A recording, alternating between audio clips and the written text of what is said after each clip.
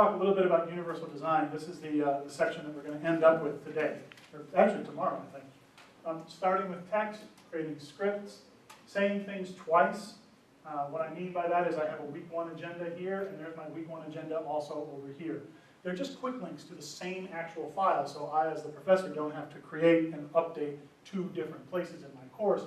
But giving students that structure and giving them the overall structure really helps for usability, both for students with disabilities and students who are on their mobile devices, who maybe don't see it exactly the same way as somebody on a full screen.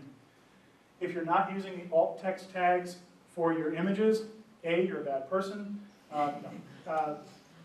A, it's the law. And B, it really helps people who are navigating using screen readers and people on the mobile devices, because those pop-up tags show up all over the place. Break things down into pieces.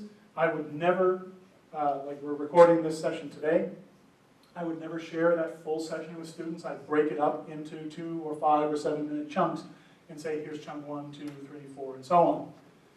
Printables. Make sure that everything you give students will come out of a printer looking the way you want it to look. This is easier said than done, and then I'll move on. More essays actually give students options where they don't have to write an essay, where they have options to maybe record an audio podcast or do some video if it meets the objectives for the course.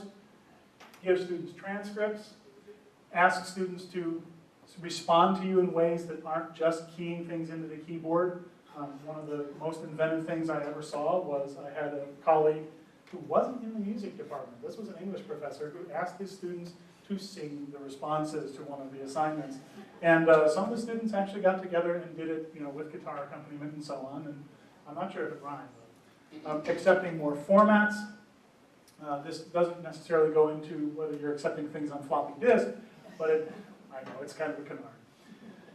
But it has to do with making sure that your students have the opportunity to send you stuff that you can open and they can work on. So if your students have open office, maybe it's a choice between, buying the full Microsoft Word or, food, then make sure that you're able to accept things in formats that they can give you.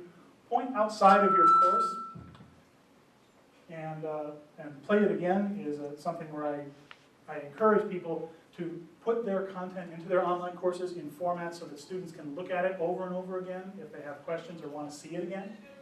And chunk things up into smaller bites so that they can be consumed on things like mobile devices.